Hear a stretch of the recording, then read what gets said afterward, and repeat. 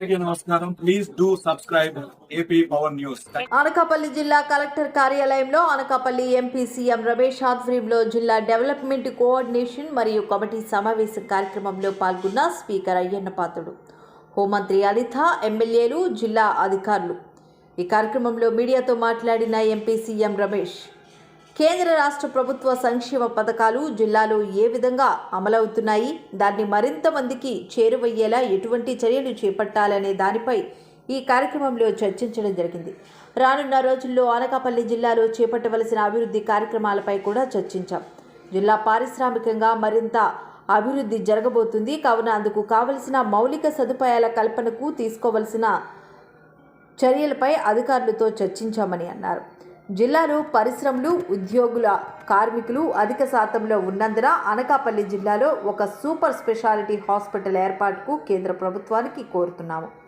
కేంద్ర రాష్ట్ర ప్రభుత్వ పథకాలు ప్రతి ఒక్కరికి చేరవేసేలా చర్యలు తీసుకోవడానికి అధికారులతో చర్చించాము.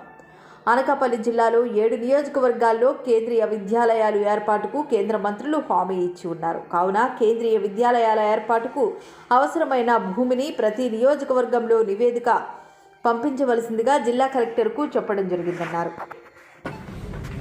ఈరోజు అనకాపల్లి జిల్లా దిశా మీటింగ్ అంటే గవర్నమెంట్ ఆఫ్ ఇండియాలో ఏదైతే స్కీమ్స్ ఉన్నాయో అవన్నీ కూడా ఏ విధంగా రన్ అవుతున్నాయి, ఇంకా ఏ విధంగా చేస్తే బాగుంటుంది అనే దానిపైన ఈరోజు మీటింగ్ పెట్టుకోవడం జరిగింది.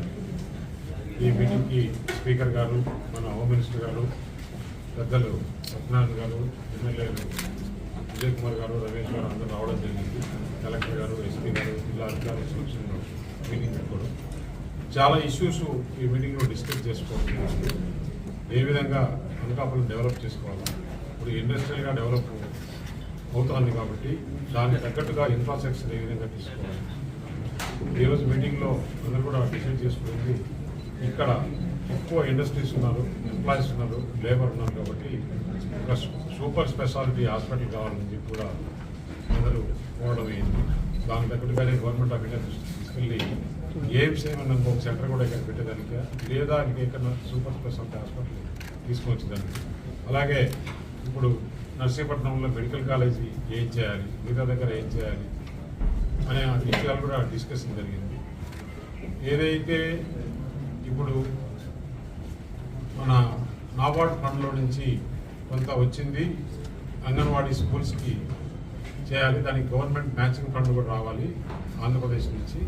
అది కొద్దిగా ఇబ్బందిగా ఉంది కాబట్టి సిఎస్ఆర్లో నుంచి ఒక 9 crores కావాలన్నారు. 9 crores వస్తే జిల్లాలో ఉండే అన్ని అంగన్వాడీ బిల్డింగ్స్ కూడా రెడీ అయిపోతాయి. అది కూడా సిఎస్ఆర్ ఫండ్లో నుంచి తీసుకొని వచ్చి కంప్లీట్ చేసే విధంగా ప్లాన్ చేయడం జరిగింది. ఇక్కడ అనకాపల్లి ప్రజలకు ఎలాంటి ఇబ్బందులు లేకుండా అన్ని డిపార్ట్మెంట్లు కూడా కేంద్ర ప్రభుత్వం నుంచి ఏ విధంగా మెరుగైన స్కీమ్స్ అందించాలి, అలాగే ఉండే స్కీమ్స్ అన్నీ కూడా అందరికీ చేరువుగా చేయాలని చెప్పి అందరూ కూడా డిస్కస్ చేసుకోవడం జరిగింది.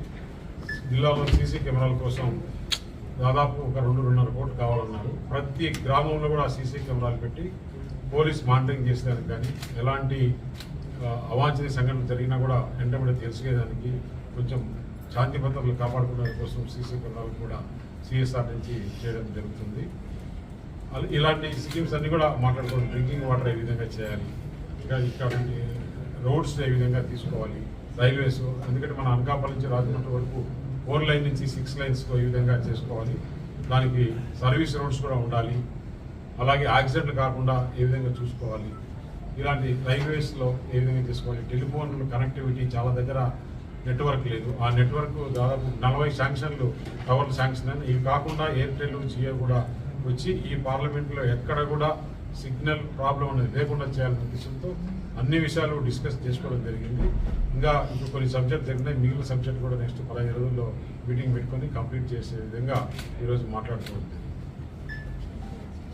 ఇప్పుడు అనకాపల్లికి ఒకటి శాంక్షన్ అయింది, మిగతా 6 నియోజకవర్గాల్లో కూడా శాంక్షన్ అయ్యే విధంగా కలెక్టర్ గారు 8 ఎకరాల ల్యాండ్ అన్ని నియోజకవర్గాల్లో ఐడెంటిఫై చేసి మీరు లెటర్ ఇవ్వండి పలానా అని చెప్పేసి మిగతా 6 నియోజకవర్గాలు కూడా శాంక్షన్ చేసే విధంగా తగు చర్యలు తీసుకుంటామని చెప్పేసి, ఎందుకంటే కేంద్ర మంత్రి ఏదైతే ధర్మేంద్ర ప్రధాని ఉన్నారో ఆయన నాకు మాట ఇవ్వడం జరిగింది. తప్పకుండా మీ ప్రాంతం వెనుకబడిన ప్రాంతం ఆ ప్రాంతాన్ని కేంద్రీకృత భవనిస్తాం. ఎందుకంటే ఇక్కడ చాలా మంది 2 లక్షల మంది ఎంప్లాయీస్ ఈ పార్లమెంటు ఈ అనకాపల్లి జిల్లాలో ఉన్నారు. ప్రైవేట్ ఎంప్లాయీస్, గవర్నమెంట్ ఎంప్లాయీస్ దాదాపు 50,000 మంది ఉన్నారు. ఈ డిఫెన్స్ కానీ రకరకాలుగా అన్నీ చాలా ఉన్నాయి. గవర్నమెంట్ రైల్వే కానీ యూనివర్సిటీస్ కానీ ఇవందరికి కూడా పిల్లలకి కేంద్రీయ విద్యాభవన్ స్కూల్ తీసుకొచ్చే విధంగా కూడా ప్రయత్నం చేయాలని చెప్పి ఈ మీటింగ్ డిస్కస్ చేసి కరెక్ట్గా ల్యాండ్ ఐడెంటిఫై చేసి త్వరగా నివేదిక కేంద్రానికి పంపిస్తామని చెప్పడం జరిగింది. Please subscribe our channel AP Power News.